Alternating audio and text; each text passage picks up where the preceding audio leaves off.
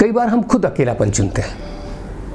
हम भीड़ से हटकर, तमाम अपने मशरूफियत से दूर हटके कुछ अकेले रहना चाहते हैं। इसे अकेलापन नहीं कहते, ये एलोन होना है, ये एक सॉलिट्यूड में जाना है, एक एकांत में जाना है, अपने साथ रहना है।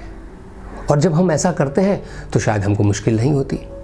बहुत सारे क्रिएटिव लोग इसका खूब फ़ायदा उठाते हैं।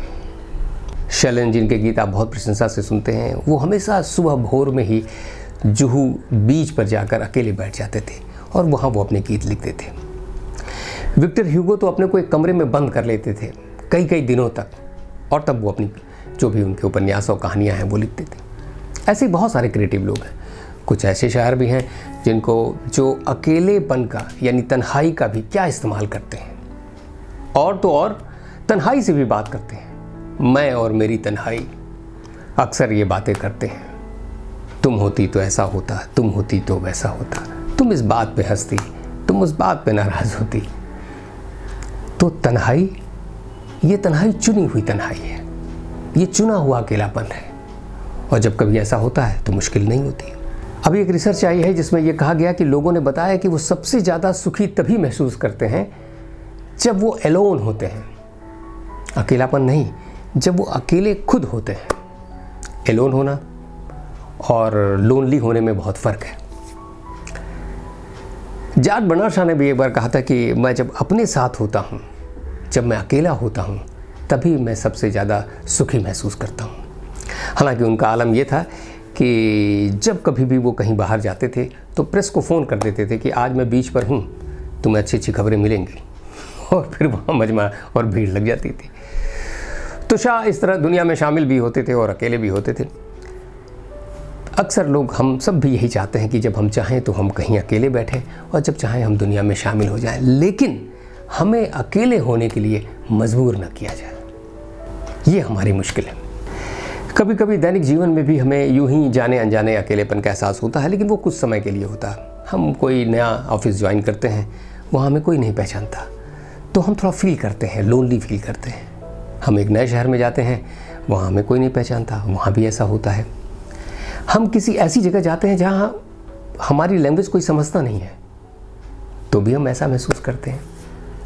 लेकिन मुश्किल क्या है? मुश्किल तो तब होती है जब हम उसे गहराई से महसूस करने लगते हैं।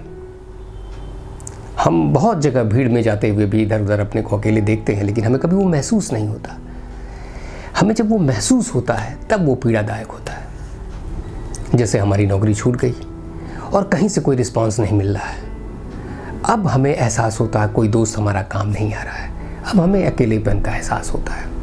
कोई हमारा प्रिय हमसे दूर चला गया, किसी को किसी की प्रेमिका ने या प्रेमी ने इनकार कर दिया। अगर आप ये सोचते हैं किसी के बारे में कि तू इस तरह से मेरी ज़िंदगी में शामिल है कि जहाँ भी जाऊँ लगता है तेरी महफिल है, तो ऐसा शख्स अगर आपके पास से जाए तो ये मुश्किल तो होने वाली है। आपने किसी को इतना ज़्यादा तवज्जो दे दिया है कि आपको वो आपकी ज़िंदगी लगने लगी है या लगने लगा है, तो निश्चित रूप से ये परिवर्तनशील जगत है। ये दुनिया तो हमेशा बदलती रहती है और ऐसा कोई नहीं है जो हमेशा एक जैसा है, एक तरह से रहे। तो फिर आपको मुश्किल होने लगती है। अब किसी को ज़िंदगी समझ लिया है तो वो जाएगा तो ऐसा लगेगा कि ज़िंदगी में तो खालीपन है, अब मैं अकेला हो गया हूँ, अब मेरा कोई नहीं है, न किसी की आँख का नूर हूँ, न किसी के दिल का करार हूँ। अब ऐसे में क्या करें? जब इतनी तन्हाई, इतनी मुश्किल होती है तो आपका हाथ ऊपर की तरफ उठता है।